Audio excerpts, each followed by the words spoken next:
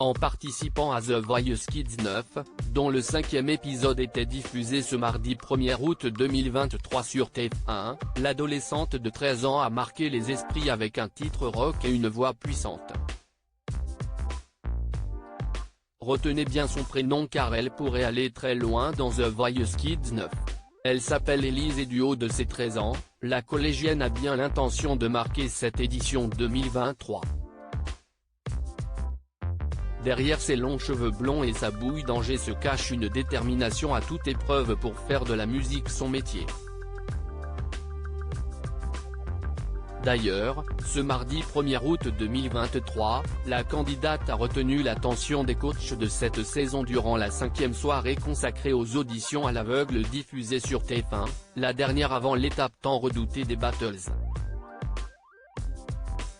Pour Télé Loisirs, Elise s'est confiée sur son parcours dans l'émission et ses ambitions professionnelles. Il ne m'avait pas retenu, Elise a déjà tenté de participer à The Voice Kids Télé Loisirs, tu fais partie de la soixantaine de talents ayant passé les auditions à l'aveugle de The Voice Kids 9. C'était un rêve pour toi de participer au programme ? Elise, bien sûr.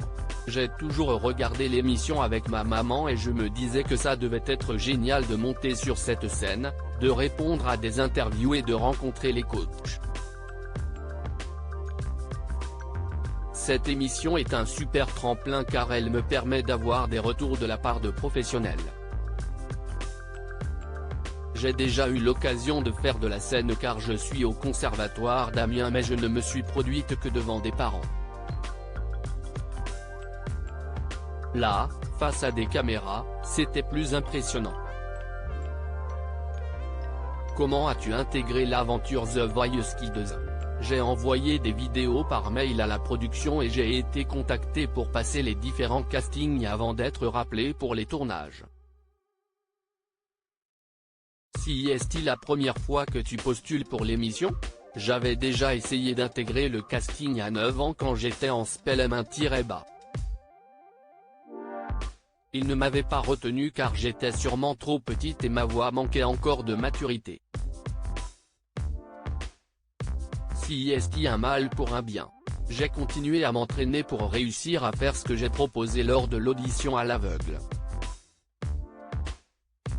Mon carnet est rempli de billets d'absence, l'astuce d'Elise pour manquer les cours et participer à The Voice Kids 9. Il se passe plus de 6 mois entre le tournage et la diffusion de The Voice Kids. Ce n'est pas trop compliqué de garder un tel secret ? Si est extrêmement dur, elle rit, on est obligé de garder ça pour nous tant que l'émission n'est pas diffusée. Ça m'a soulagé quand mes proches m'ont vu dans la bande-annonce. Tout le monde était très étonné mais ravi pour moi. Il n'y avait quasiment que mes parents qui étaient au courant. J'avais aussi mis ma meilleure amie Alice dans la confidence. J'avais au moins quelqu'un pour en parler, ça m'a permis de tenir. Je suis impatiente de découvrir mon passage à l'antenne car je ne me souviens plus vraiment de ce que j'ai fait et ce que les coachs m'ont dit. Tu es élève en 4e à Amiens. Comment as-tu fait vis-à-vis du collège pour participer au tournage ? Je crois que mon carnet est rempli de billets d'absence pour des rendez-vous médicaux. Elle rit, je ne pouvais pas donner la vraie raison de mon absence au collège.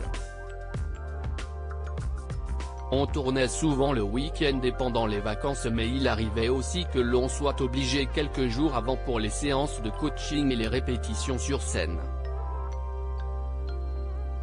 D'où te vient cette passion pour la musique ? D'aussi loin que je me souvienne, j'ai toujours chanté. Dans ma famille, je suis la seule. Plus petite, ma mère m'a inscrite dans une école de musique à Biscarrosse, où nous vivions. Ma professeure jouait du violoncelle, c'est comme ça que j'ai découvert cet instrument que je pratique encore.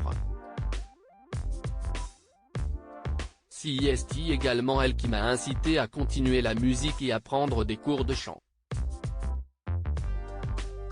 Aujourd'hui, je termine ma 3e année au conservatoire à Amiens. J'y suis quand même allé. Élise, The Voice Kids 9, dévoile sa plus grande crainte pendant les auditions à l'aveugle. Dans ton portrait, tu expliques notamment que cette passion occupe toutes tes pensées. Si est-il le cas? Je passe tout mon temps libre à faire de la musique et mes vacances en stage pour continuer à m'entraîner. Cet été, nous sommes partis quelques jours avec ma famille à Biscarrosse. J'avais emporté mon enceinte et mon micro là-bas pour chanter dans la rue.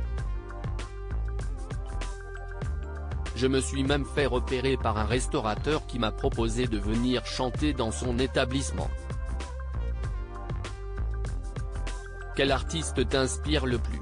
Je dirais Lady Gaga, car elle chante aussi bien de la pop, que du rock ou du jazz et fait même du cinéma. C'est une touche à tout. C'est un modèle pour moi, car j'aimerais devenir une artiste complète et ne pas être enfermée dans une case. Je voudrais explorer tous les styles musicaux. Par exemple, je vais bientôt enregistrer la reprise d'une chanson de métal intitulée Nightmare. J'ai un peu testé le rap aussi, mais j'ai encore du travail. Elle rit. Enfin, j'aimerais également faire du théâtre et de la danse. Lors de l'audition à l'aveugle, tu as chanté Going Under de Evanescence. Pourquoi ce choix? Ça me tenait à cœur de présenter quelque chose qui n'avait pas encore été fait dans l'émission. J'avais proposé 2 autres chansons pendant le casting, dont J'irai où tu iras de Céline Dion et Jean-Jacques Goldman. La production m'a orienté vers le rock et c'est moi qui ai décidé de chanter du Evanescence. Le morceau n'a pas un sens particulier pour moi, j'aime simplement la mélodie des paroles. Ce n'est pas évident de chanter sur un plateau de télé à 13 ans. Est-ce que tu avais des craintes avant de performer? Soit ça passait, soit ça cassait. Ce titre est spécial, donc les coachs pouvaient énormément aimer ou alors pas du tout. J'avais juste un peu peur que personne ne se retourne. J'y suis quand même allé en me répétant que ça ne serait pas grave si les coachs ne buzzaient pas. Au pire, j'aurais retenté ma chance une autre fois.